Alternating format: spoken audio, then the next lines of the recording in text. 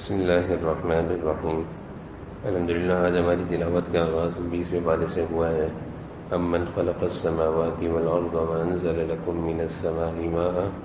اللہ تعالیٰ انسانوں کو سمجھا رہے ہیں کہ یہ آسمان و زمین کا پیدا کرنا اور یہ آسمانوں سے پانی کا برسنا، اور پھر وہ پانی کے برسنے سے زمین پر سبزہ اور انسانی ضروریات کا اگنا، جو انسان جن سے فائدہ اٹھاتا ہے، یہ سب کون کرنے والا ہے؟ الہ مع اللہ، کہ اللہ کے ساتھ کوئی اور ہے جو یہ سارے کام کرتا ہے؟ سارے کام کرنے والے اللہ ہیں۔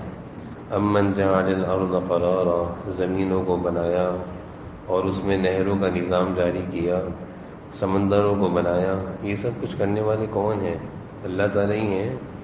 پھر آگے فرمایا اگر تم میں سے کوئی مشکل میں پھنس جائے، کوئی بھی شخص مشکل میں ہو، اذا دعاہ ویکشف السوء، پھر وہ اللہ کو پکارتا ہے کہ اللہ میں ایک مشکل میں آ گیا ہوں، مجھ پر پریشانی آ گئی ہے، پھر اس کی پریشانی کو دور کون کرتا ہے؟ الہ مع اللہ، کہ اللہ کے سوا یہ بت یہ کام کر سکتے ہیں؟ جن بتوں کی تم عبادت کرتے ہو، جن لوگوں سے تم امیدیں لگاتے ہو، کہ اللہ کے سوا ان کے اندر یہ طاقت ہے وہ یہ کر دیں؟ پھر اللہ تعالیٰ نے فرمایا کون ہے کہ جب تم لوگ سمندروں میں سفر کرتے ہو اور وہاں ہوائیں چلتی ہیں، کشتیاں اپنے راستے بدل دیتی ہیں، پھر تمہیں صحیح رخ پر لے کر کون آتا ہے؟ یہ آسمانوں کا، یہ زمین پیدا کرنا اور یہ تمہیں زمینوں سے تمہاری روزی کا بندوبست کرنا، یہ سارا کچھ کرنے والی اللہ کی ذات اکیلی ہے۔ جب سب کچھ کرنے والے اللہ ہیں، سارا نظام، ساری کائنات، ساری انسانی ضروریات، سب کچھ کرنے والی ذات اللہ کی اکیلی ہے، بتوں سے کچھ ہوتا نہیں ہے، پھر تم غیر اللہ کو کیوں پکارتے ہو؟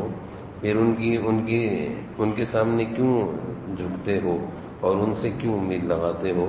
تو اللہ تعالیٰ نے ایک عجیب انداز میں انسانوں کو توحید سمجھائی ہے، اللہ کی وحدانیت اور اللہ کی خدائی کو اللہ تعالیٰ نے یہاں پہ ایک عجیب انداز میں بیان فرمایا ہے۔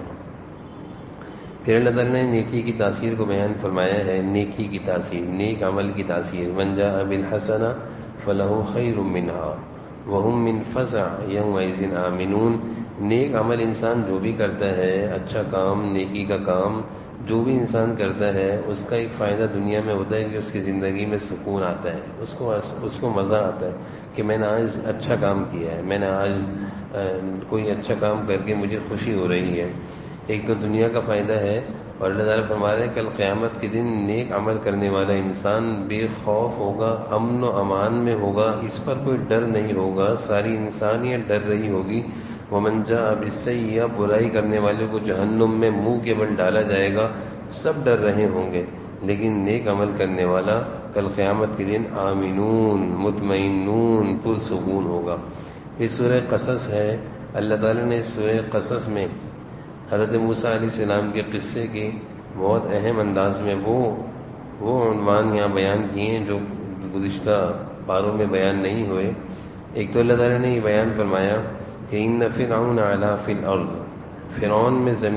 فرعون زمین میں ظلم کر رہا تھا، اور ایک مظلوم قوم کو اس نے اپنا غلام بنایا ہوا تھا، اور اس طور پر کہ ان کے بچوں کو ذبح کرا دیا کرتا تھا اور ان کی عورتوں کو زندہ کر کے اپنی غلام اور باندیاں، اپنی خادمہ، اپنی نوکرانیاں بنایا ہوا تھا۔ یہ اس کا کردار تھا، اور وہ کیا چاہتا تھا؟ وَنُرِيدُ أَن نَّمُنَّ عَلَى الَّذِينَ اسْتُضْعِفُوا، وہ غریبوں کو دباتا تھا۔ اللہ تعالیٰ فرما رہے ہیں ہم غریبوں کو، مظلوموں کو، بے سہاروں، بے یاروں، مددگار کو اونچا لانا چاہتے تھے، ہم ان کو اوپر لانا چاہتے تھے۔ اور ہوا وہی کہ اللہ تعالیٰ نے بنی اسرائیلیوں پر احسان کیا اور ان کو فرعون کے ظلم سے نکال کر فرعون کو غرق کیا، اور فرعون کے گھروں میں ہی ان بنی اسرائیلیوں کو آباد کیا۔ تو اللہ تعالیٰ جب کسی کو عزت دینا چاہے اور ساری دنیا اس کو دبانا چاہے، ساری دنیا اس کو ختم کرنا چاہے، لیکن اللہ تعالیٰ جب کسی کو بچانا چاہے تو پھر کوئی اس کو نقصان نہیں پہنچا سکتا۔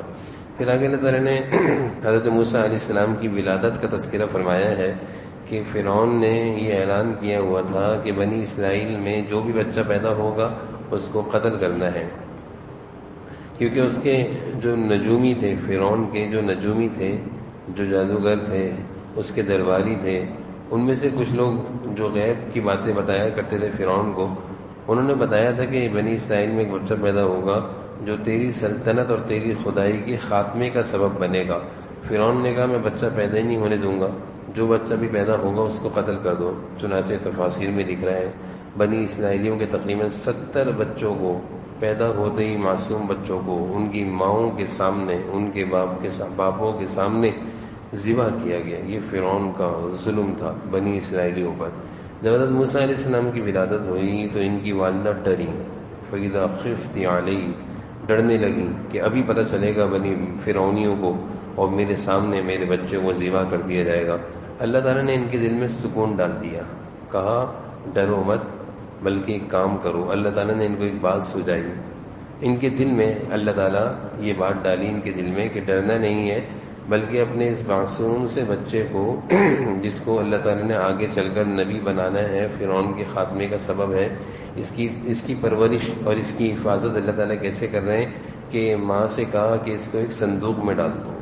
اب صندوق بھی ایک موت کا ہی سبب ہے، بند صندوق ہو اس میں ڈالنا، تو یہ بھی کون سی اس صندوق سے بھی کون سی زندگی کی امید لگائی جا سکتی ہے۔ لیکن اللہ تعالیٰ دکھانا چاہ رہے تھے کہ جب ہم کسی کو بچانا چاہیں تو ہم اس کو موت کی گھاٹیوں سے زندگیاں دیتے ہیں۔ صندوق میں ڈال دیا، اب ایک صندوق بند صندوق کون بچتا ہے اس میں، لیکن اللہ تعالیٰ نے ان کے دل میں یہ بات ڈالی۔ پھر اللہ نے کہا کہ اس صندوق کو دریا میں ڈال دو، فَأَلْقِيهِ فِي الْيَمِّ، دریا میں بھی کسی کو ڈالا جائے تو کوئی زندگی کی امید تھوڑی رکھی جاتی ہے۔ اور پھر وہ معصوم سا بچہ جو اپنی جان بھی نہ بچا سکتا ہو، لیکن اللہ تعالیٰ پھر بتانا چاہتا ہے کہ ہم بچائیں گے اس کو، موت کی گھاٹیوں سے گزار کر، خطرے کی جگہوں سے گزار کر ہم اس کو پالیں گے۔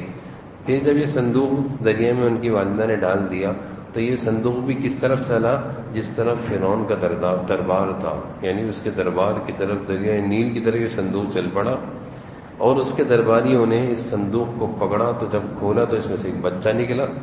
فرعون نے کہا یہ کیسے بچہ یہاں آیا، اس کو بھی قتل کرو۔ لیکن اللہ تعالیٰ نے حضرت موسیٰ علیہ السلام کو بچانا تھا اور ان سے ایک کام لینا تھا، اور ان کی پرورش اللہ تعالیٰ نے وہاں کرانی تھی جو سب سے بڑا حضرت موسیٰ علیہ السلام کا دشمن اور قاتل تھا۔ لیکن اللہ تعالیٰ دشمن کے گھر میں بھی اپنے دوست کی پرورش کرا کر دکھاتے ہیں کہ ہم اگر کسی کو پالنا چاہیں، پرورش کرنا چاہیں، بچانا چاہیں تو ہم دشمن کے گھر میں بھی اس کو پرورش کر کے زندہ رکھ سکتے ہیں۔ فرعون کی بیوی انہوں نے حضرت آسیہ، ان کے دل میں اللہ تعالیٰ نے اس بچے کی محبت ڈال دی۔ فرعون کے ہاں اولاد نہیں دی۔ حضرت آسیہ نے جب دیکھا کہ فرعون تو اس کو قتل کرنے کا حکم دے رہا ہے تو کہا کہ بھائی اس کو قتل نہ کرو، ہم اس کو بیٹا بنا لیتے ہیں، یہ ایک ایسا بچہ آیا دریا میں سے ہوتا ہوا، ہم اس کو بیٹا بنا لیتے ہیں۔ چنانچہ فرعون نے اپنی بیوی کے کہنے پر حضرت موسیٰ علیہ السلام کو قتل کرنے سے روک دیا۔ ادھر ان کی والدہ پریشان تھی کہ میرے بچے کا کیا ہوا، میرے بچے کا کیا ہوا۔ حضرت موسیٰ علیہ السلام کے لیے فرعون نے دربار میں پرورش کا سارا انتظام کیا، اللہ تعالیٰ پلوا رہے ہیں، اور ساری اپنی عورتوں کو حکم دیا کہ جو بہترین عورت ہے وہ حضرت موسیٰ علیہ السلام کی پرورش کرے گی اور وہی ان کو دودھ پلائے گی۔ چنانچہ مختلف قسم کی عورتیں آئیں اور حضرت موسیٰ علیہ السلام کسی بھی عورت کے پستان کو منہ لگانے کو تیار نہیں تھے، یعنی دودھ نہیں پی رہے تھے۔ یہ ان کے لیے، درباریوں کے لیے بڑی پریشانی کی گھڑی تھی، فرعون کے لیے، ان کی بیوی کے لیے۔ حضرت موسیٰ علیہ السلام کی بہن کو ان کی والدہ نے بھیجا کہ جاؤ دیکھو کیا ہو رہا ہے، میرا بچہ زندہ ہے یا قتل کر دیا، کیونکہ وہ تو دربار میں پہنچ گیا اور دربار میں اس کا جو ظالم بچوں کو قتل کروا رہا ہے۔ ان کی بہن خفیہ طور پر پہنچی، یہ نہ بتایا کہ میں ان کی بہن ہوں۔ جب دیکھا کہ سارے پریشان ہیں، حضرت موسیٰ علیہ السلام کسی کا دودھ نہیں پی رہے، تو ان کی بہن نے کہا قالت لاختہ قصیہ فبصرت بہ عن جنب وحرمنا علیہ المراضع، میں تمہیں ایک ایسی عورت کا بتاتی ہوں، فقالت هل ادلکم علی اہل بیت، میں تمہیں ایک ایسی عورت کا بتاتی ہوں جس کا یہ دودھ پی لیں گے، ہو سکتا ہے۔ چنانچہ ان کی بہن نے اپنی ماں کی بتایا، حضرت موسیٰ علیہ السلام کی والدہ کا بتایا۔ حضرت موسیٰ علیہ السلام کی والدہ کو لایا گیا اور حضرت موسیٰ علیہ السلام نے ان کے دودھ پینا شروع کر دیا۔ اللہ تعالیٰ نے حضرت موسیٰ علیہ السلام کی والدہ کو شروع میں یہ بات کہی تھی کہ آپ نے گھبرانا نہیں ہے، انا رادوہ الیک، ہم یہ بیٹا آپ کی گود میں واپس لوٹائیں گے۔ اللہ تعالیٰ نے کیسے ان کی پرورش کا انتظام کیا کہ ان کی والدہ کی گود میں حضرت موسیٰ علیہ السلام دوبارہ آ گئے۔ اللہ تعالیٰ فرما رہے ہیں فرددناہ الی امی، ہم نے ان کی والدہ کو دوبارہ حضرت موسیٰ علیہ السلام ان کی گود میں لوٹا دیے۔ کئی تقر عینها، تاکہ وہ اپنے بیٹے سے آنکھیں ٹھنڈی کریں، ولا تحزن، اور غم نہ کریں، ولتعلم ان وعد اللہ، اور اس بات کو سمجھ لیں کہ اللہ کا وعدہ سچا ہے۔ اللہ نے کہا تھا ہم ان کو بچائیں گے، اللہ نے اپنے وعدہ پورا کیا، لیکن لوگ جانتے نہیں۔ اللہ تعالیٰ فرما رہے ہیں اکثر لوگ اس بات کو جانتے نہیں ہیں کہ اللہ جو بات کہتے ہیں وہ پورا کرتے ہیں۔ تو اللہ تعالیٰ نے حضرت موسیٰ علیہ السلام کی پرورش کا کیسا بہترین انتظام کیا کہ ساری فرعونیوں کی کوشش کی اسی بچے کے لیے 70,000 بچوں کو قتل کیا گیا، لیکن اللہ تعالیٰ نے اسی بچوں کو پلوانا تھا، اور کہاں پلوایا؟ اسی دشمن اور ظالم کے گھر میں پرورش ہوئی اور یہ بڑے ہوئے۔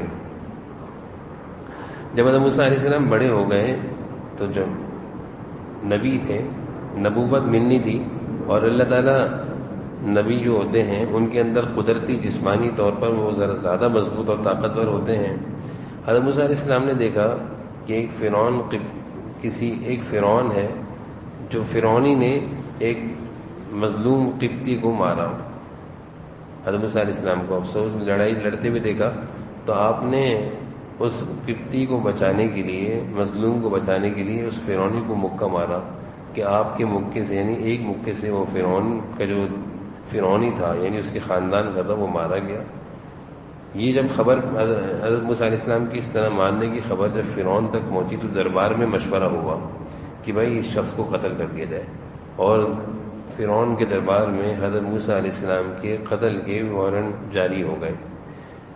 اللہ تعالیٰ نے پھر بچانا تھا حضرت موسیٰ علیہ السلام کو۔ فرعون کے درباریوں میں ایک ایمان والے تھے جو خفیہ طور پر ایمان رکھتے تھے، حضرت موسیٰ علیہ السلام کی ہمدردی رکھتے تھے۔ وہ دربار سے جلدی سے نکلے اور حضرت موسیٰ علیہ السلام کو جا کر اطلاع دی کہ آپ کے قتل کا فیصلہ ہو چکا ہے، آپ فوراً یہاں سے چلے جائیں۔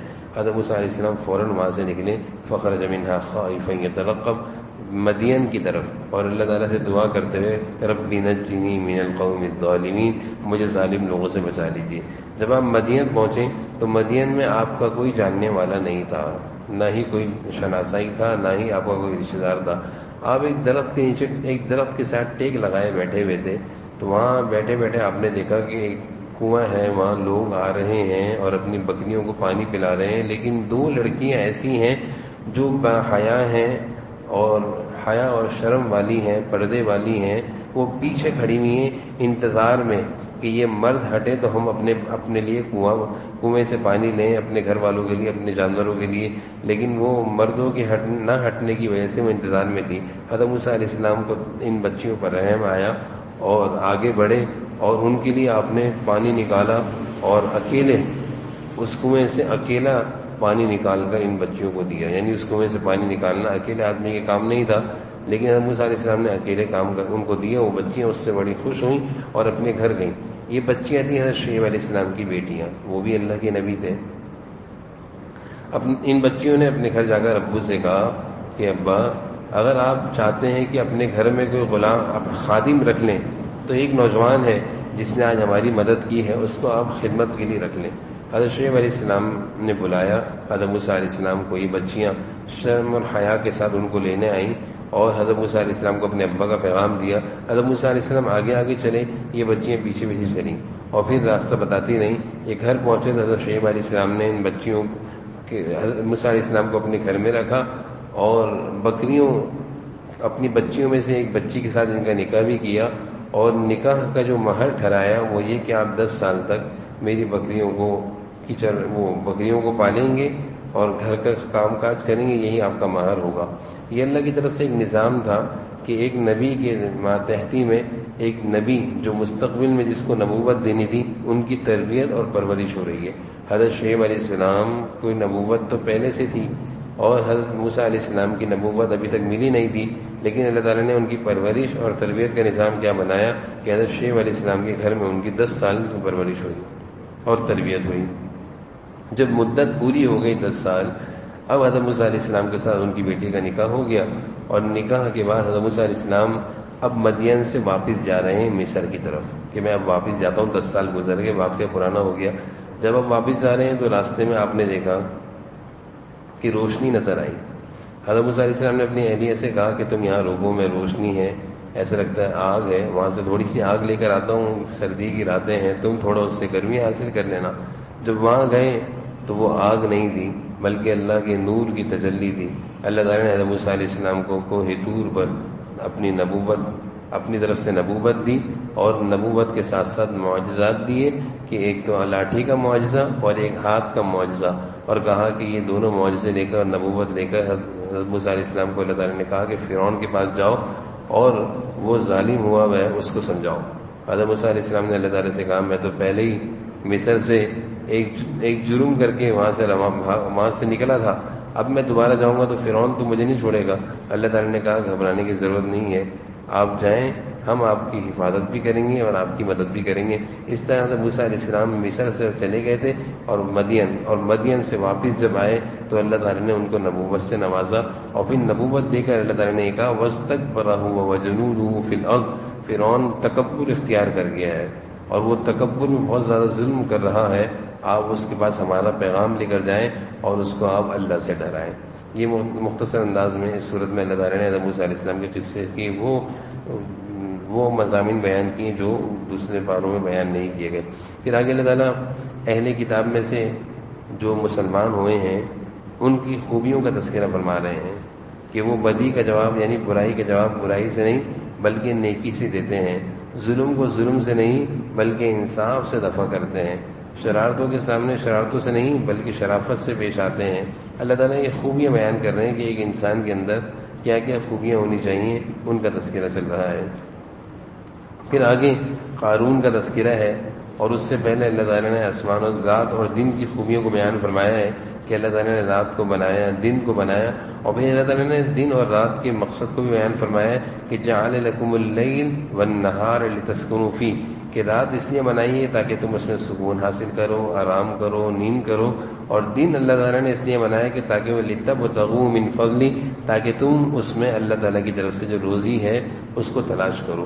معلوم یہ چلا کہ انسان کی فطرت یہ ہے، اللہ تعالیٰ نے انسان کی جو فطرت بنائی ہے، جو طبیعت بنائی ہے، اور جس طبیعت اور مزاج پر وہ چلے گا تو اس کی صحت درست رہے گی، وہ یہ ہے کہ وہ رات کو سویا کرے اور دن میں کام کیا کرے۔ اب اگر کوئی شخص اس فطرت سے ہٹتا ہے کہ راتوں کو جاگتے ہیں اور دن میں سوتے ہیں تو یہ فطرت سلیمہ نہیں ہے۔ فطرت سلیمہ جو قرآن میں بیان کی جا رہی ہے وہ یہ ہے کہ راتوں کو جلدی سویا جائے اور دن میں محنت مزدوری کیا جائے۔ آگے قارون کا تذکرہ ہے، یہ قارون کی دولت اور اس کی ہلاکت اللہ تعالیٰ نے تفصیل سے ان آیتوں میں بیان کی ہے۔ اتنا دولت مند تھا اور اتنے اس کے پاس خزانے تھے کہ اس کے خزانے کی چابیاں اٹھانے کے لیے اونٹ کے قافلے چلا کرتے تھے، یعنی صرف چابیاں اٹھانے کے لیے اونٹ کے قافلے ہوا کرتے تھے جس میں صرف چابیاں ہوا کرتی تھی۔ خزانہ کتنا بڑا ہوگا۔ موسیٰ علیہ السلام نے اس کو سمجھایا اس دولت کو اللہ کے بندوں پر خرچ کرو۔ وہ کہنے لگا یہ تو میری دولت ہے، میری محنت سے میں نے کمائی ہے، میں کیوں خرچ کروں۔ اللہ نے اس کی ہلاکت کا منظر بھی بیان فرمایا ہے کہ اس نے جب حضرت موسیٰ علیہ السلام کی بات کو نہ مانا، دولت مند تھا اور سرمایہ کار تھا، ساری دولت پر قابض تھا، لوگوں پر خرچ نہیں کیا کرتا تھا، جو آج کل کے نظام میں سرمایہ دارانہ نظام کی جو مخالفت ہے کہ ایک آدمی ساری دولت پر جب قابض ہوتا ہے تو اس سے کتنا نقصان ہوا کرتا ہے۔ حضرت موسیٰ علیہ السلام نے اس قارون کو یہی سمجھایا کہ تجھے دولت تو بہت ملی ہے لیکن تو پوری دولت پر قابض ہو گیا ہے، اس دولت کو خرچ کر تاکہ لوگوں اور انسانیت کو تیری دولت سے فائدہ پہنچے۔ لیکن اس نے جواب میں کہا میں کیوں خرچ کروں۔ پھر آگے اللہ تعالیٰ نے اس کی ہلاکت کا منظر بیان فرمایا ہے کہ ایک دفعہ بڑے شاہانہ انداز میں وہ نکلا، آگے پیچھے نوکر چاکر اور خوب اس کی دولت۔ اب اس کی دولت کو دیکھ کر کچھ لوگ جو کہ اہل ایمان میں سے تھے، دین کی سمجھ رکھتے تھے، انہوں نے اس کی دولت کو للچائی نگاہ سے دیکھا اور کہنے لگے قارون کتنا خوش نصیب ہے، انہ لذو حظ عظیم، بڑا خوش نصیب ہے، بڑا مالدار ہے، جیسے آج کے زمانے میں لوگ دولت کو دیکھتے ہیں۔ اللہ تعالیٰ نے قرآن کریم میں بار بار یہ بیان فرمایا لا تمدن عینے کا، دولت مند کی دولت کو دیکھ کر اپنی زندگی میں بے سکونی مت لاؤ۔ اللہ تعالیٰ نے جو دیا اس پر شکر کرو، قناعت کرو، مالداروں کی طرف للچائی نگاہوں سے مت دیکھو۔ تو یہ کچھ سیدھے سادے لوگ تھے، انہوں نے اس کی دولت کو دیکھا اور للچائی نگاہوں سے، بڑا حیرت کی نگاہوں سے کہنے لگے بڑا مالدار ہے، بڑا خوش نصیب ہے۔ اسی وقت کچھ دیندار اور علماء تھے، عروت العلم کہتے ہیں اہل علم اہل دین، انہوں نے ان کو سمجھایا کہ یہ بھائی کیسی باتیں کر رہے ہو، اس کی دولت کو کیوں للچائی نگاہوں سے دیکھ رہے ہو، اللہ سے ثواب کی امید رکھو، اللہ تعالیٰ سے اجر و ثواب کی امید رکھو، نیک اعمال اور ایمان، اس پر اللہ بہت اجر و ثواب دینے والے ہیں. اس نے جو اللہ نے دیا اس پر شکر ادا کرو. اس کی دولت کی للچائی نگاہوں سے مت دیکھو، کیونکہ یہ تو اللہ کا نافرمان ہے. یہ تو اللہ کا نافرمان ہے. اس کی دولت اس کے لیے ہلاکت کا سبب بنے گی. مت دیکھو اس کی دولت کی طرف، من للچائی نگاہوں سے اس کی دولت کی طرف، حسرت کی تمناؤں سے مت دیکھو. اب یہ اہل علم قوم کو سمجھا ہی رہے تھے. اتنے میں کیا دیکھتے ہیں کہ قارون پر اللہ کا عذاب آیا، اور عذاب اس طور پر آیا کہ وہ اللہ تعالیٰ نے اس کو ساری انسانیت کے سامنے زمین میں دھنسایا، اور وہ زمین میں دھنسنا شروع ہوا اپنی دولت کے ساتھ. یعنی زمین پھٹی اور زمین میں وہ دھنس رہا تھا، اور اس کو کوئی بچانے والا نہیں تھا. وما کان من المنتصرین، اس کو کوئی بچانے والا نہیں تھا. اب وہ لوگ جو کچھ دن پہلے اس کو حسرت کی نگاہوں سے دیکھ کر کہہ رہے تھے کہ بڑا مالدار ہے، بڑا خوش نصیب ہے، اب جب انہوں نے دیکھا اس کو ہلاک ہوتا ہوا، برباد ہوتا ہوا، تو کہنے لگے ہم لوگ لولا امن اللہ علینا، اگر اللہ کا ہم پر احسان نہ ہوتا تو ہم بھی اس کے ساتھ تباہ ہوتے. اللہ نے ہمیں بچا لیا اہل دین اہل علم کی برکت سے، علماء کی برکت سے، کہ انہوں نے ہمیں سمجھایا کہ اس کی دولت سے بچو، ہم دور رہے. اگر ہم اس کی دولت کی طرف بڑھتے اور اس کی دولت اس سے مانگتے تو ہم بھی اس کے ساتھ برباد ہوتے. تو یہ اللہ تعالیٰ سمجھا رہے ہیں کہ قارون تھا، مالدار تھا، بہت کچھ تھا، لیکن اس کی دولت اس کو نہ بچا سکی. آگے اللہ تعالیٰ اہل ایمان کو سمجھا رہے ہیں کہ اللہ کے نیک بندے جو ہوتے ہیں ان پر ان کی زندگی میں کبھی کبھی آزمائشیں بھی آ جایا کرتی ہیں، اور کبھی کبھی ان کے لوگ مخالفت بھی کیا کرتے ہیں. تو اللہ تعالیٰ یہ بتا رہے ہیں کہ زندگی میں ہر وقت اس بات کی فکر میں نہ رہنا کہ میں ہمیشہ خوش رہوں، صحت مند رہوں، پریشانی نہ آئے، بیماری نہ آئے، بلکہ کبھی کبھی اللہ تعالیٰ کی طرف سے تھوڑی بہت آزمائش آ جاتی ہے، بیماری آ گئی، کبھی مال میں تھوڑا بہت نقصان آ گیا. اور اللہ تعالیٰ فرما رہے ہیں یہ جو ہم بیچتے ہیں یہ ہم اس لیے بیچتے ہیں کہ ہم ایمان والوں کو دکھنا چاہتے ہیں کہ یہ صبر کرتا ہے، یہ بے صبری کرے گا، یہ ہمارے در پہ رہے گا یا ہمارے در کو چھوڑ کے چلا جائے گا. جیسے بہت سارے لوگ ہوتے ہیں جب تک مال میں، دولت میں، عزت میں زیادتیاں ہو رہی ہوتی ہیں، مزہ بڑھ رہی ہوتی ہیں، تو انسان اللہ اللہ کر رہا ہوتا ہے، اور جب ان چیزوں میں کوئی رکاوٹ، کوئی پریشانی آتی ہے تو وہ اللہ کے در کو چھوڑ کر چلا جاتا ہے. تو اللہ تعالیٰ یہی دیکھنا چاہتے ہیں کہ ہم دیکھتے ہیں کہ ہمارا مخلص بندہ ہے اور یہ ہمارے در پر رہتا ہے، یہ ہمارے در کو چھوڑ کے چلا جاتا ہے. پھر آگے اللہ تعالیٰ نے والدین سے اس نے سلوک کا بیان کیا کہ والدین کے ساتھ اس نے سلوک کرو، لیکن ایک ضابطہ بیان کر دیا، اگر تمہارے والدین تمہیں کسی گناہ پر مجبور کریں، یہ اللہ کی نافرمانی پر مجبور کریں، فلا تطیعہما، اب ان کی بات نہیں ماننی.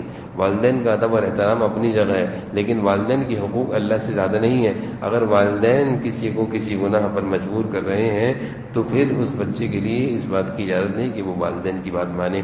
پھر آگے اللہ تعالیٰ نے مختلف قوموں کی ہلاکت کا تذکرہ فرمایا، جیسے قوم عاد، قوم سمود، قوم لوط، قوم فرعون، قارون، حامان، ان سب کی ہلاکت کا تذکرہ فرمایا. اور اللہ تعالیٰ فرما رہے ہیں ہم نے ان سب کو کیوں ہلاک کیا، فَكُلًّا أَخَذْنَا بِذَنبِهِ، ہم نے ہر ایک کو اس کی گناہ کی وجہ سے ہلاک کیا. پھر کیا ہوا کہ کچھ لوگوں پر اللہ کی طرف سے ہوائیں آئیں، ہواؤں سے، چیخوں سے، زمین میں دھنسانے سے، غرق کرنے سے، یہ سارا عذاب کی مختلف شکلیں اللہ تعالیٰ نے بھیجی. کیوں؟ جن لوگوں نے اللہ کو ناراض کیا، اللہ کی نافرمانیاں کی، تو پھر اللہ کا عذاب آیا. اللہ تعالیٰ فرما رہے ہیں وما کان اللہ لیظلمہم، اللہ تعالیٰ تھوڑی کسی پر ظلم کرتے ہیں، لیکن لوگ خود اپنی جانوں پر ظلم کرتے ہیں. پھر اللہ تعالیٰ کافروں کو کہہ رہے ہیں کہ یہ کافر اپنی طاقت، اپنی مضبوطی دکھاتے ہیں اور بتوں پر بھروسہ کرتے ہیں، جبکہ ان کی طاقت اور ان کی مضبوطی کا کوئی حال نہیں. یہ تو مچھر اور یہ تو مکڑی کے جالے سے بھی کمزور ہیں، یہ تو مکڑی کے جالے سے بھی کمزور ہیں جن بتوں پر یہ بھروسہ کرتے ہیں. اور جن کی طاقتوں اور جن پر ان کا ایمان ہے ان کا حال تو یہ ہے کہ مکڑی کا جال جو سب سے کمزور ہوتا ہے، اللہ تعالیٰ فرما رہے ہیں یہ تو ان سے بھی زیادہ کمزور ہیں. اللہ تعالیٰ اس بات کو سمجھا رہے ہیں کہ اللہ تعالیٰ کی جو طاقت ہے اور جو اللہ تعالیٰ کا نظام ہے وہ بہت مضبوط ہے، اور جن لوگوں کی تم